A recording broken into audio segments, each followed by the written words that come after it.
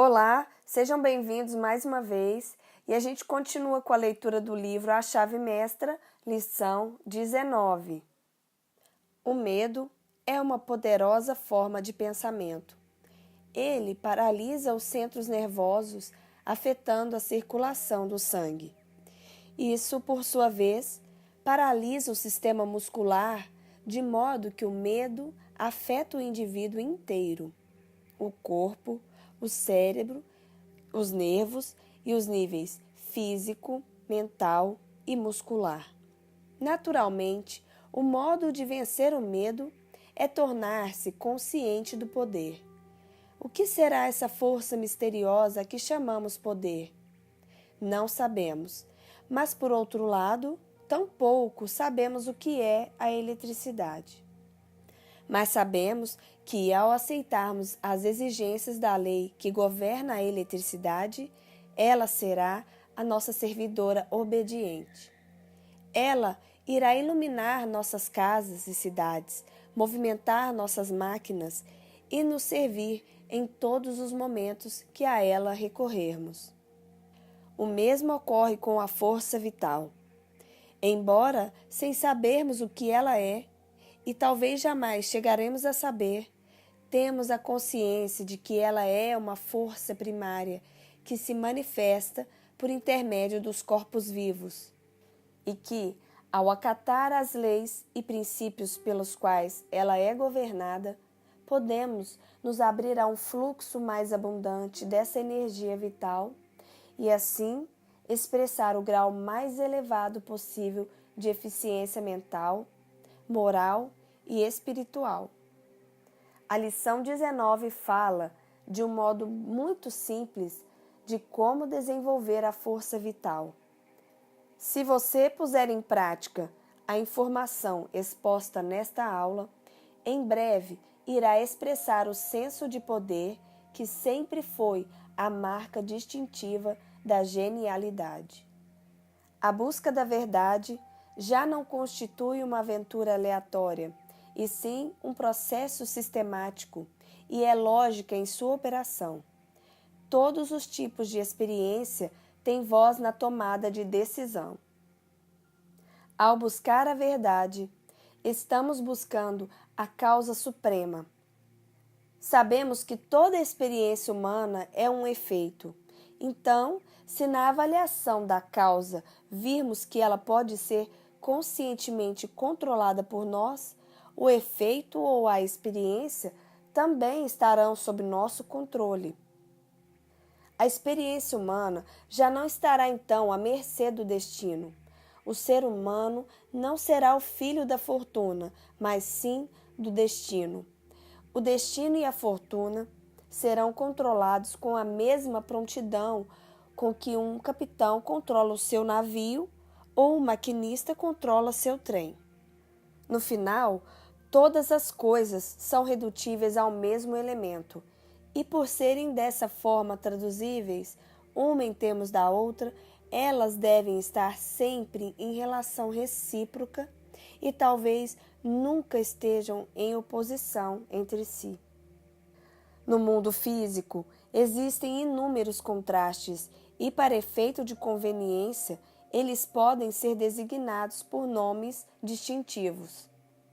Existem tamanhos, cores, matizes ou finalidades para todas as coisas. Há um polo norte e um polo sul, o lado interno e o lado externo, o visível e invisível. Mas essas expressões servem apenas para fazer os extremos contrastarem. Eles são nomes dados a duas partes distintas de uma quantidade. Os dois extremos são relativos. Eles não são entidades separadas, mas sim duas partes ou dois aspectos do todo. No mundo mental, encontramos a mesma lei. Falamos de conhecimento e ignorância, mas ignorância é apenas falta de conhecimento. E por isso vemos que é só uma palavra para expressar a ausência de conhecimento. Em si mesma, ela não tem princípio. No mundo moral, encontramos de novo a mesma lei. Fala-se de bem e mal, mas o bem é uma realidade, algo tangível, enquanto o mal não passa de uma condição negativa, a ausência de bem. O mal é por vezes considerado uma condição muito real, mas não tem princípios, não tem vivacidade, não tem vida. Sabemos disso porque ele pode sempre ser destruído pelo bem. Exatamente como a verdade destrói o erro e a luz destrói a escuridão, assim também o mal desaparece quando o bem aparece. Portanto, existe apenas um princípio no mundo moral. Encontramos exatamente a mesma lei em vigor no mundo espiritual. Falamos de mente e matéria como duas entidades separadas. Porém, uma percepção mais clara torna evidente que só existe um princípio operativo, a mente. A mente é o real e o eterno. A matéria fica se alterando o tempo todo. Sabemos que os éons de tempo, o intervalo de 100 anos, não passa de um dia. Se pararmos em qualquer cidade grande e repousarmos os olhos nos numerosos edifícios, grandes e magníficos, na vasta exposição de automóveis modernos, telefones, luzes elétricas e todas as outras conveniências da moderna civilização, podemos recordar que nenhuma delas estava presente há apenas 100 anos. E se pudéssemos parar no mesmo lugar no prazo de 100 anos, com toda probabilidade descobriríamos que pouquíssimos deles permaneceram. No reino animal, encontramos a mesma lei de mudança. Os milhões e milhões de animais nascem e morrem com o escopo de suas vidas constituídas por alguns anos. No mundo vegetal, a mudança é ainda mais rápida. Muitas plantas e quase todas as gramíneas nascem e morrem no mesmo ano. Quando passamos para a esfera do inorgânico, esperamos encontrar algo mais substancial. Mas, quando contemplamos o continente aparentemente sólido, informam-nos que ele surgiu do oceano. Vemos a montanha gigantesca e nos dizem que o lugar onde ela agora se ergue outrora foi um lago. Estamos na presença da mudança contínua e sabemos que essa mudança é apenas a evolução da mente universal, o grandioso processo pelo qual todas as coisas são continuamente recriadas. Conscientes de que a matéria é apenas uma forma assumida pela mente, vemos que ela não passa de uma condição. A matéria não tem princípio, a mente é o único princípio. Chegamos então a constatar que essa mente é o único princípio operacional no mundo físico, mental, moral e espiritual.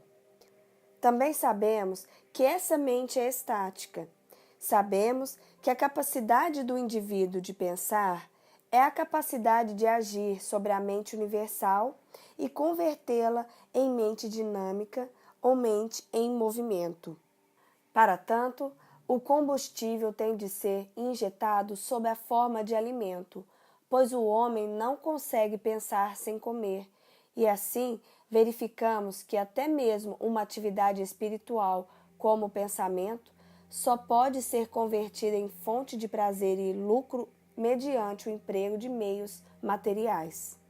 É necessária alguma espécie de energia para recolher a eletricidade e convertê-la em poder dinâmico. Os raios solares são necessários para fornecer a energia exigida pelo sustento da vida vegetal.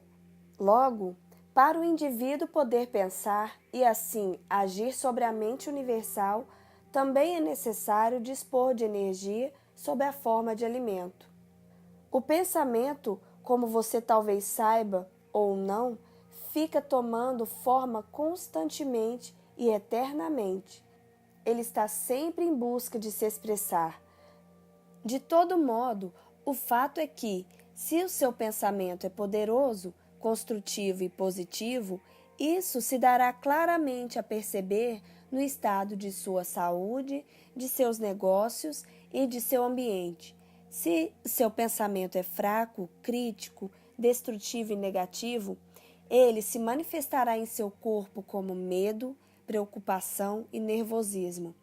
Em suas finanças, como escassez e limitação.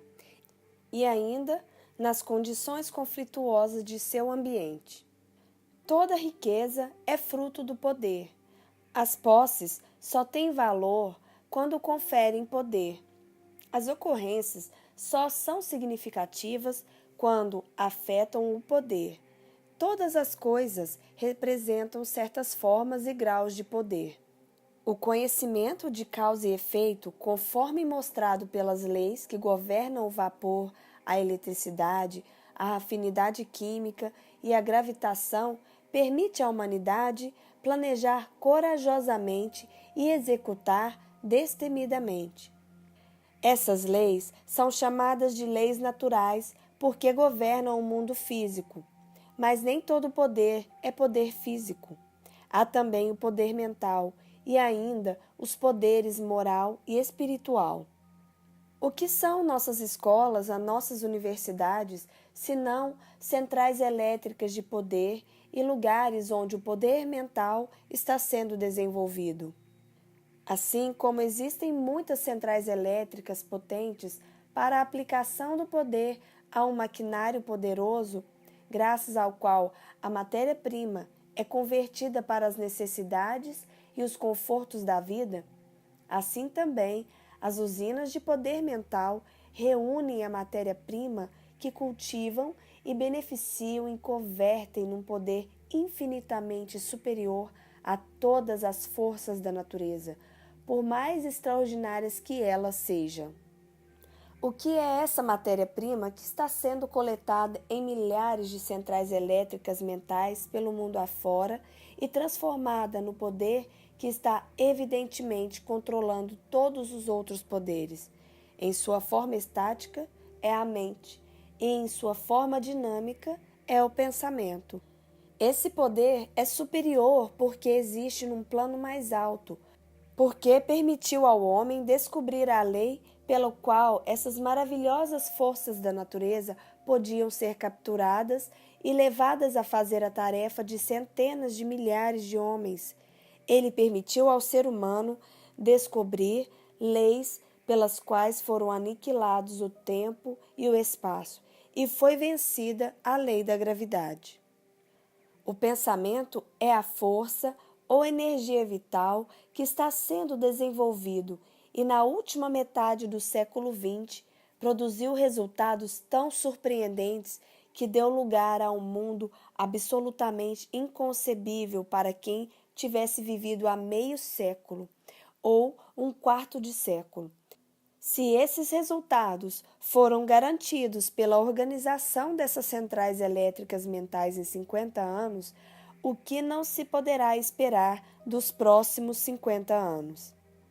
A substância a partir da qual são criadas todas as coisas é infinita em quantidade.